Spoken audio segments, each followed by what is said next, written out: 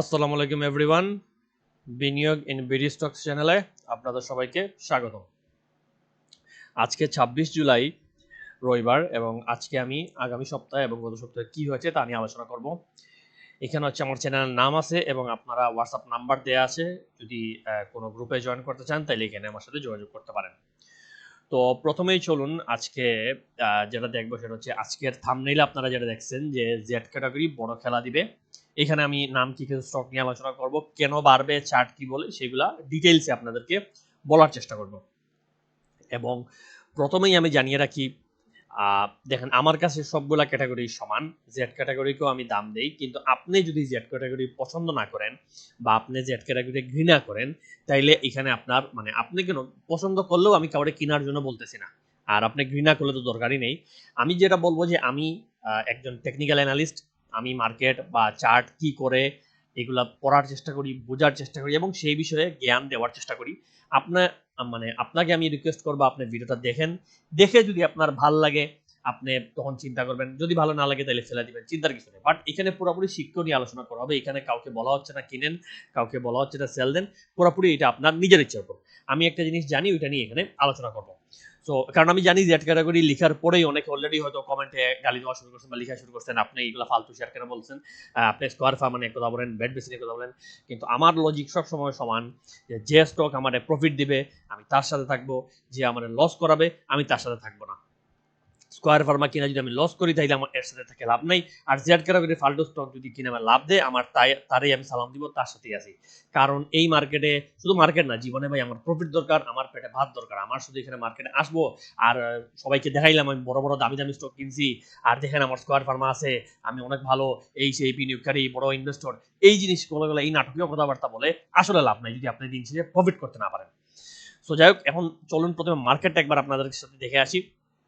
Market দেখেন এখানে আজকে যেটা করলো, আজকে এখানে আমরা যদি দেখি প্রথমে 780 কোটি টাকা লেনদেন হয়েছিল, মার্কেট প্রায় 20 পয়েন্ট মাইনাস। এবং এই যে মার্কেট লেনদেন হঠাৎ করে কমে গেল, এই জিনিসটা কিন্তু আমরা গত কয়েকদিন থেকে বারবার বলে আসতেছি। আপনারা আমার গত ভিডিও তো দেখছেন, গত ভিডিও মূলত আমার প্রাইভেট গ্রুপের জন্য ছিল, বাট শেষ মুহূর্তে বানানোর পর আমি চিন্তা করলাম না, এটা পাবলিকলিও দিয়ে দিই, কারণ পাবলিকও অনেকের হয়তো উপকার হবে।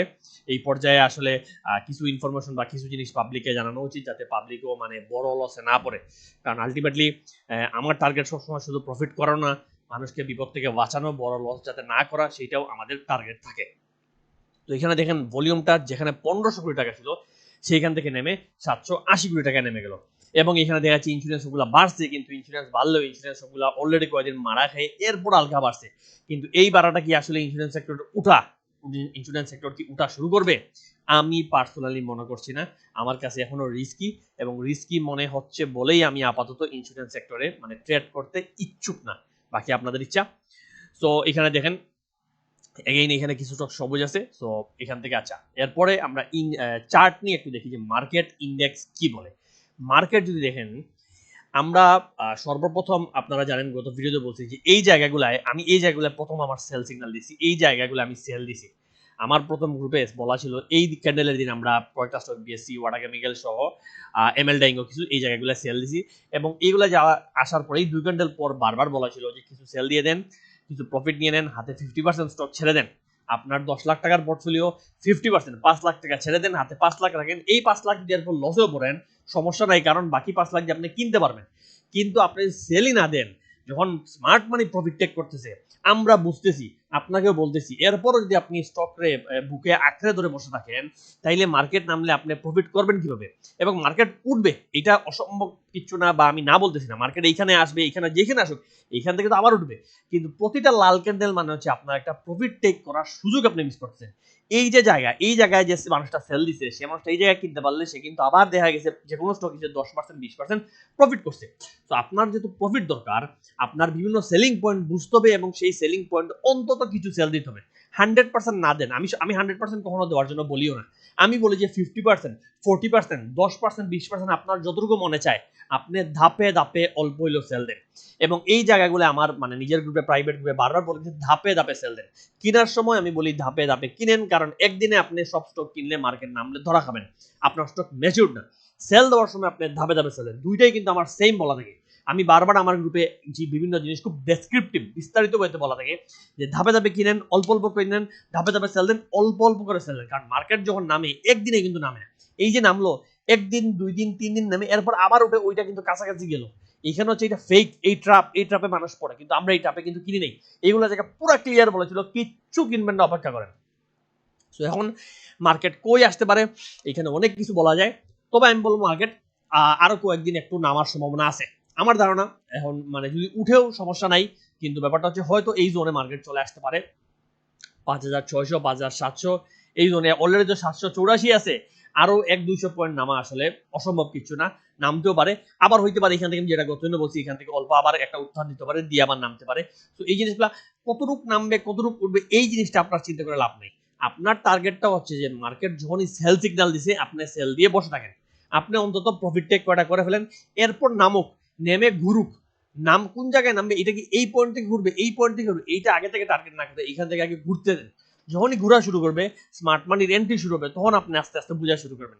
তখন দরকার, আমি আবারও বলি সবসময়, তখন দরকার আপনি 100 পয়েন্ট বাড়ার পর কিনেন, তখন দরকার আপনার এক স্টক 2 টাকা বাড়ার পর কিনেন, বাট কনফার্ম হয়ে কিনেন। কনফার্ম হয়ে না হয়ে কিনলে হয় কি, এই যে ট্র্যাপে পড়ার চান্সটা থাকে। এই যে এই 2 দিন যারা কিনছে তারা কিন্তু ট্র্যাপে পড়ে গেছে। এখানে এই যে পিনবার দেখে অনেকে খুশি, তো মাই মার্কেট তো নিচ থেকে উঠে গেছে, নিশ্চয়ই তো উঠবে, কিন্তু এই জায়গায় এসে আটকে গেছে। সো আজকে এগেইন জেড স্টক নিয়ে কথা বলবো। জেড এর একটা স্টক আজকে আপনাদেরকে জানাই। জেড ক্যাটাগরি অনেকগুলো স্টকই ভালো পটেনশিয়াল অবস্থায় আছে, তবুও আমার কাছে একটা স্টক খুবই ভালো মানে পছন্দের অবস্থায় আছে, সেটা হচ্ছে বিডি ফাইন্যান্স। ফাইন্যান্সের স্টকগুলো রিসেন্টলি একটা মুভ দিছে, এখন কিন্তু আবার আরেকটা মুভ দেওয়ার জন্য রেডি হচ্ছে। এবং এটা হচ্ছে জেড ক্যাটাগরিগুলো মার্কেট যদি নামে বা একটু দুর্বল হয়, তাহলে জেড ক্যাটাগরিগুলো আসলে মার্কেটে প্রফিট দিবে। বিডি ফাইন্যান্সটা যদি একটু দেখেন, তাহলে এখানে দেখবেন স্টকটা এখান থেকে টান দিয়ে একবার উঠছে, এরপর কারেকশন করে আবার টান দিয়ে উঠছে। এখন কিন্তু আবার একটা লম্বা কারেকশন সে শেষ করার পর লম্বা কারেকশন সে দিছে, এবং এই কারেকশনের পর এখানে সে উঠার পর এইটা কিন্তু এই যে সিমিলার একটা মুভ দেওয়ার জন্য রেডি হচ্ছে।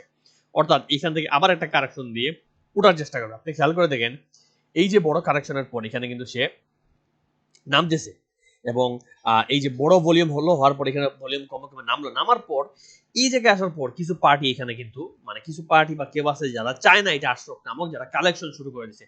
এবং কালেকশন দেখেন এখানে কিছু কিছু ছোট ছোট বড় ভলিউমে কিন্তু কালেকশন ভালোই করতেছে, এবং এখানে আসার পর আবার 2-3টা বড় কালেকশন করার পরও স্টকটা কিন্তু মানে উঠেও না, কিন্তু নামতে পারতেছে না। আপনি দেখেন এই জোনের ভিতরে স্টকটা কিন্তু আটকা। যদি আপনারা দেখেন, এই যে উপরে হচ্ছে 14 টাকা ধরেন, আর নিচে হচ্ছে আপনি 11.50, ইনফ্যাক্ট 11.50 স্টক অনেকদিন ধরে নামতেছে না, স্টকটা অনেকদিন ধরে এই 12.50 মধ্যে আটকা। অর্থাৎ এই জোনটা যদি আপনি খেয়াল করেন, নিচে 12.50 নিচে এসে যাচ্ছে না, উপরে এসে 14 টাকার উপরে যাচ্ছে না। এই জোনের ভিতরে আসলে অনেক বড় একটা মানে কি বলবো, কেউ একজন আছে, আমি জানি না এটা হইতে পারে যে কেউ, কিন্তু কেউ একজন তো কালেকশন করতেছে। সে এই জায়গাটার মধ্যে স্টকটারে প্রায়, এখানে যদি আমি বলি, প্রায় জুন থেকে এখন তো জুলাইও শেষ, 2টা মাস ধরে কালেকশনে আছে, এবং কেউ আসলে খেয়াল করতেছে না। গত 2-3 দিনে বড় ভলিউমে কালেকশন হয়েছে, কিন্তু স্টকটা উঠতেছে না, কারণ স্টকটা এখনো স্মার্ট মানি চায় না উঠুক। স্মার্ট মানি কালেকশন শেষ নাই, কারণ এই স্টকটা লেনদেন খুব কম হয়। আপনি প্রতিদিন দেখবেন খুব বেশি কেউ সেল বাই দেয় না। সব যা আমার যা মনে হয় যে মানে পাবলিকের কাছে আছে, তারা অনেকেই সেল দিচ্ছে না, কারণ স্টকটা তো অনেক উপর থেকে নামে আসে। এত লসে মানুষ অনেকেই ছাড়তে চাইবে না। অনেক লসে নামার পর কই থেকে নেমে আসছে দেখেন, এইগুলা মানে কি বলবো, 60 টাকা 40 টাকা থেকে নেমে আসছে, 30 টাকা, রিসেন্টলি তো 30 টাকা ছিল, 24-30 টাকা ছিল। তো এত নিচে নামার পর আর কেউ সেল দিতে চায় না। শুধু এখানে অনেক কিছু নিয়ম আছে। এইখানে আপনাদেরকে একটু দেখাই, আমি একটা প্যাটার্ন ড্র করছি।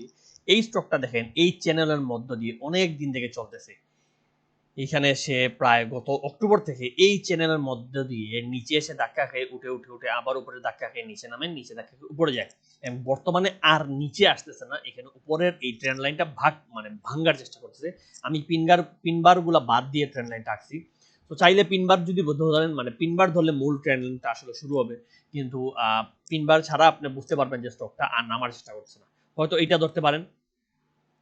সো এই জিনিসটা আসলে মূল ট্রেন্ড আপনার পাবে এখানে, যেন আরেকটা ট্রেন্ড লাইন আপনি আঁকতে পারেন। এগুলো আসলে অসংখ্য ট্রেন্ড লাইন আঁকা সম্ভব, বাট আমার কাছে মানে ইনিশিয়াল যে ইন্টারনাল এই ট্রেন্ড লাইন, এটাই মূল ইম্পর্টেন্ট। সো যদি এখানে খেয়াল করেন, তাইলে দেখবেন যে এইটা এখন ভাঙ্গার মানে পথে, এবং এইখানে জাস্ট একটা বড় ভলিউম দরকার, জাস্ট একটা স্মার্ট মানির পুশ দরকার।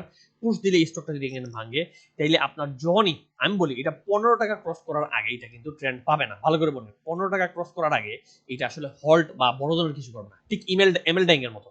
এমএল ড্যাং যেরকম আপনার 14 টাকা ক্রস করার পর টানটা আসছে, 13 টাকা মিলি, 13-14 ক্রস করার পর এমএল ড্যাং ওই একই স্টাইলে। এমএল ড্যাং নিয়ে আপনারা জানেন, এমএল ড্যাং কিন্তু আমরা এই মাসের শুরুতে অর্থাৎ 29 জুন এমএল ড্যাং আমাদের গ্রুপের মেইন স্টক ছিল। এমএল ড্যাং আমরা 10 টাকা 11 টাকায় কিনছি, 14 ছিল টার্গেট, এবং এমএল ড্যাং আছে কোথায় অলরেডি টার্গেট ক্রস। আমরা টার্গেটে, এটা সত্য কথা বলি, টার্গেটে আমরা 50% সেল দিছি, বা টার্গেট ক্রস করেও কিন্তু এখন স্টকটা দেখেন আজকের ডেটে কই আছে। এই এমএল ড্যাং কত দূর প্রফিট দিল বিশ্বাস করি। একটা মানে আপ ট্রেন্ড স্টক পেলে ভাই ওটা ছাড়ার জিনিস না। আপনি একটা আপ ট্রেন্ড স্টক পেয়ে গেলে এটা কখনো ছাড়বেন না। আজকে 18 টাকায় জায়গাটা নিয়ে পড়াশোনা করবো। এখানে দেখেন এই ট্রেন্ড লাইনে যদি ব্রেক করতে পারে তাইলে এখানে কিন্তু এটা বুম আসবে, এবং এটার প্রথম টার্গেট ইজিলি 17-18 টাকা, ইজিলি 17-18 টাকা প্রথম টার্গেট, এটা মনে রাখবেন। আমি আপনাদেরকে ড্র করে দেখাই। ইজিলি এই জোনটা, এই যে 18, এইটা হচ্ছে তার প্রথম টার্গেট। হয়ে গেল, হ্যাঁ জি, এইটা এই দেখেন, এই যে এটা 18 টাকা হচ্ছে তার প্রথম টার্গেট আপনি পাবেন। এবং এখানে দেখেন এটা কিন্তু একটা ফ্ল্যাগ প্যাটার্ন তৈরি করার চেষ্টা করতেছে। যদি ফ্ল্যাগ প্যাটার্ন এইখান থেকে এখানে ধরি তাইলে এইটা প্রায় 9 টাকা থেকে আপনি 17-18 পাবেন, অর্থাৎ আরো 9 টাকা পাবেন। যদি আরো 9 টাকা হয় তাইলে এখন আছে আপনার ধরেন 13 টাকা, 13 প্লাস 9 আপনি ইজিলি 22 টাকা পেয়ে গেলেন। তখন এই যে 22, এটা হচ্ছে তার টার্গেট, এইটা তার সেকেন্ড টার্গেট হতে পারে। আমি এটাও ড্র করে দেখাই। দেখেন এই যে 23-22 এটা তার পরবর্তী টার্গেট হবে, এবং যদি এই জিনিসটা ট্রিগার করে এটা কিন্তু আরো বড় ফ্ল্যাগ প্যাটার্ন হতে পারে। তাইলে দেখেন এই পুলটা যদি আপনি এটাকে এখান থেকে জাস্ট এখান থেকে তুলে নিয়ে আসেন, আমি দেখাই, এটা থেকে এখানে এইখানে এই জায়গায় তুলে নিয়ে আসেন, তাইলে দেখেন এই টার্গেটটা কিন্তু আপনি পেয়ে গেলেন, অর্থাৎ 32-33 টাকা পর্যন্ত। আর একটু আমি নিচে একটু সেফ জোন দেখি, হ্যাঁ, অর্থাৎ 32-33 টাকা পর্যন্ত কিন্তু এটা টার্গেট হতে পারে। তবে এখন আমার কথা শুনে সমস্যা কি দেখেন, আমি কেন বড় টার্গেট নিয়ে কথা বলি না। এই যে আজকে বড় টার্গেট নিয়ে কথা বললাম, দেখবেন অনেকেই আমার এই কথা শুনে কালকেই হয়তো এটা 2 টাকা বাড়ায় 1 টাকা বাড়ায় পাগল হয়ে কিনে ফেলছেন। এইটা হচ্ছে সবচেয়ে বড় কমি ভাই, সবচেয়ে বড় কমি। আমি তো আপনি জানেন আপনাদেরকে গেমলাররা বাস খাওয়াই এগুলো বলে, আমি নিজে গেমলার না, আমি এগুলো আপনাদের বাস খাওয়ার জন্য বলতেছি না। তাই অন্তত আমারও তো আপনার কথাটা বোঝা উচিত, এবং আমি ওপেনলি স্বীকারও করতেছি যে আমার কথা আপনি কিনেন না। বাকিরা যেখানে বলবে হোল্ড হবে, কিনে ফেলেন কিনে ফেলেন, আমি নিজে বলতেছি যে হোল্ড হবে না, কিনে ফেলেন, এগুলো করিয়েন না। আস্তে ধীরে আপনি নিজের অ্যানালাইসিস মিলান, নিজের বিবেক খাটান, নিজের বুদ্ধি খাটান, পারলে আরো 10 জনের জিজ্ঞেস করেন, এবং আস্তে ধীরে স্টকটা কিনা যায় কিনা কেনার চেষ্টা করেন। যদি কিনা যায় তাহলে অল্প অল্প করে কিনেন। আপনার হাতে আছে 10 লাখ, কালকেই যেন 10 লাখ টাকার কিনেন না। আপনার যদি কেনার ইচ্ছা করে কালকে 50,000 টাকার কিনেন, 20,000 টাকার কিনেন, এরপর বাড়লে কোয়ান্টিটি বাড়াবেন। তো এই জিনিসটা খেয়াল করেন। এই যে আপনাদেরকে আমি ধাপে ধাপে টার্গেট দিলাম যে এইখান থেকে প্রথমে উঠবে 18তে যাবে, 18তে গেলে একটা সেল যাইতে পারে, কিন্তু সেল গিয়ে কিছুটা নেমে এরপর 23-এর জন্য যাবে, এবং 23-এ গিয়ে হয়তো একটা বড় সেল যাবে, কিন্তু 23-এ যাওয়ার পর পরবর্তী সে 31-32 অর্থাৎ 30 প্লাস হওয়া সম্ভব। এবং এই সিমিলার জিনিস আমি বলি, কেন আমি বড় টার্গেট বলি না, দেখেন এই যে বড় টার্গেট বললাম, এই যে বললাম না আপনারা এই ভুলটা করতে পারেন। এর জন্য আমি আমার গ্রুপে কি টার্গেট দিই জানেন, আমি বলবো জাস্ট এটা 18 যাবে, 18তে সেল দেন। যেমন এমএল ড্যাং এর ক্ষেত্রে আমি বলছি, এমএল ড্যাং এর ক্ষেত্রে আমি কি করছি, এমএল ড্যাং এর ক্ষেত্রে ছোট টার্গেট দিছি, কারণ মার্কেটের কন্ডিশন অনুযায়ী আমার ধারণা ছিল মানে 10 টাকা থেকে 14 বা এটা তো মানে হিউজ টার্গেট, 40% প্রফিট, আর কি লাগে। যে কারণে আমার গ্রুপে এমএল ড্যাং বলা ছিল যে 14 গেলে সেল দেন, এবং 14 আসার পর আমি নিজেই বলছি 50% সেল দেন, 50% হোল্ড করেন। এবং কেউ 100% হোল্ড করছেন, কেউ আবার 100% সেল দিয়ে দিয়েছেন, যার যার ইচ্ছে। কিন্তু আমার ক্লিয়ার নির্দেশনা ছিল যে আমরা যখন ট্রেন্ডের স্টক পাই তখন সব ছাড়ি না, কারণ একটা আপ ট্রেন্ডের স্টক পাওয়া ভাই অনেক কঠিন একটা কাজ, এটা বুঝতে হবে। ফুল আপ ট্রেন্ড এরকম একটা স্টক, বিডি দাইপুর কই দিয়ে কই গেছিল, বিডি দাইপুর আমরা এরকম 17-18 কিনছি, 29-এ সেল দিছি, 28-এ সেল দিছি। তো এমএল ড্যাং সেম হইতে পারে। এমএল ড্যাং এর টার্গেটে তো অভাব নাই। একটা আপ ট্রেন্ড মার্কেট একটা স্টক ফুল স্মার্ট মানি যদি খেলা শুরু করে, এটা ডমিনেট হইতে পারে, এবার এটা ডেভোডেল কম্পিউটার হইতে পারে। তো আপনি কেন সঙ্গে সঙ্গে ফুল সেল দিবেন? আপনার আপ ট্রেন্ড পাই গেছেন, খুশিতে বসে থাকেন, পারলে পরিমাণ বাড়ান। এবং দেখেন এইটা ছিল প্রথম টার্গেট ছিল এখানে এই 14-15, কিন্তু যখনই এটা দেখেন এখানে আটকে নাই 14-15তে, এখানে এসে হালকা একটা ক্যান্ডেল আটকায়, এই যে এখানে 2-3 দিন এই 14-র কাছাকাছি ঘুরে এরপর টান দিয়ে ভেঙে উঠে গেছে। এখন তার টার্গেট হইতে পারে প্রথমে একটা 18, কিন্তু আমার ধারণা এখন যে ভলিউমে চলতেছে 18তেও আটকাবে না। এইটা সম্ভবত তার ফাইনাল এই টার্গেট 14 মানে 24-25 চলে আসতে পারে। এখন আপনিও তো বলবেন ভাই ফাইনাল বলছেন, তাইলে মানে 24-25তে মনে হয় ফাইনাল টার্গেট, 24-25তে মনে হয় সেল দিয়ে বেড়ে যাব। না, এইটাই তো আমি আপনারা বলছি। ডোমিনেজটা করছিল কি, ডোমিনেজের মতো এটা হইতে পারে। এখন যদি সূচক 6000-এ যায়, এটা কিন্তু আপনার 25-এর কাছাকাছি পেয়ে যাবেন। সূচক যদি 7000-এ যায় তাইলে হইতে পারে এইটা হয়তো এই টার্গেট 33-34-এ চলে আসলো। সূচক 8000-এ গেলে এইটা হয়তো এই টার্গেট আপনার 70-এ চলে আসলো। সূচক 10,000-এ গেলে এইটাই হয়তো 200 টাকা হবে। টার্গেটে তো একটা স্টকের আপনাদের বুঝতে হবে, একটা স্টকের বাড়ার শেষ নাই, কমার শেষ নাই, কেউ যদি বলে ভাই এটা হাইয়েস্ট, এটা আর জীবনে পারবে না, ভুল কথা। এটা সে বলতেছে হয়তো কয়েকদিনের জন্য, কয়েক বছরের জন্য, কিন্তু মার্কেট যদি ওইটারে মানে সুযোগ দেয়, স্মার্ট মানি খেলে ওইটা ইম্পসিবল করবে। আবার কেউ যদি বলে ভাই এর নিচে জীবনেও যাবে না, এটা ঠিক না। কিন্তু আপনি দেখেন অলরেডি তো আমাদের কত স্টক 1 টাকা গেল না, তো এক টাকা কি 1 টাকার নিচেও গেছে। তো এই মার্কেটে ইম্পসিবল কিছু না, আপনার দরকার ট্রেন্ডের সাথে সাথে চলা। ট্রেন্ড আসছে, বাড়তেছে, আমি এন্ট্রি দিব, প্রফিট দিব। ট্রেন্ড চলে গেছে, নামতেছে, আমি বের হয়ে যাব, চলে যাব। এই সিম্পল রুলস রেগুলেশন মেইনটেইন করে দেখবেন প্রফিট বাড়বে।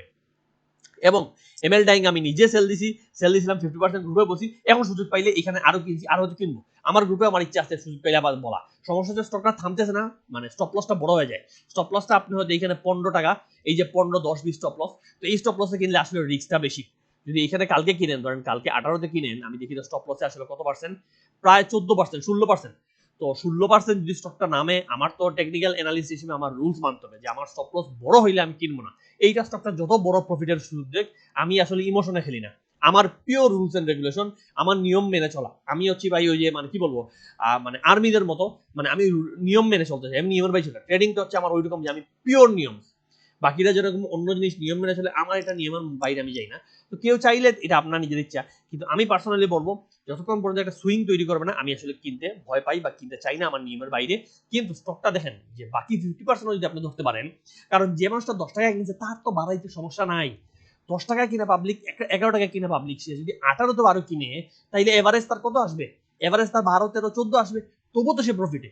তবু তাই তো, নিচে যে কিনতে পারছে তার তো টেনশন কিছু নাই, সে ধরে বসে থাকুক, সে 25 টার্গেট নিয়ে বসে থাকুক। 25 গেলে ফাইনাল সেল দিবেন, এর আগে সেলের কথাই না।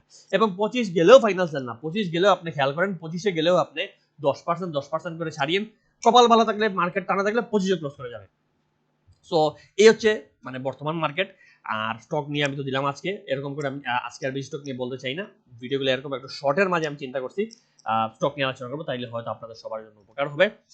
আর আপনারা জানেন আমরা একটা পেইড মান্থলি গ্রুপ মেনটেন করি, এখানে এইরকম 5টা থেকে 10টা স্টক সাজেস্ট করা হয়, এবং প্রতি মাসে এমএল ডাইং এর মধ্যে 1-2টা স্টক আমরা ধরার চেষ্টা করি। এই মাসে এমএল ডাইং ছিল, গত মাসে বিডি দাইফুড ছিল, আগামী মাসের জন্য কিন্তু অলরেডি প্ল্যানিং সেট।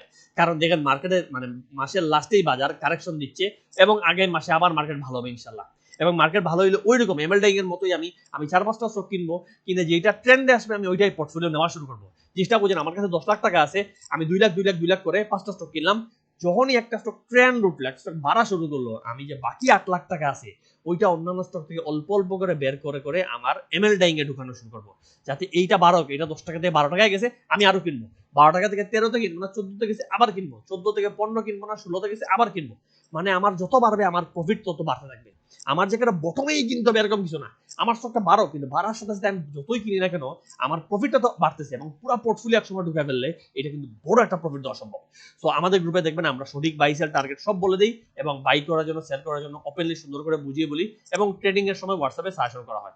সো কারো ভালো লাগলে যোগাযোগ করতে পারেন, ইনশাল্লাহ আমরা ভবিষ্যতে ভালো কিছু করবো। আজকে এতটুকুই, ভালো থাকবেন, আসসালামু আলাইকুম।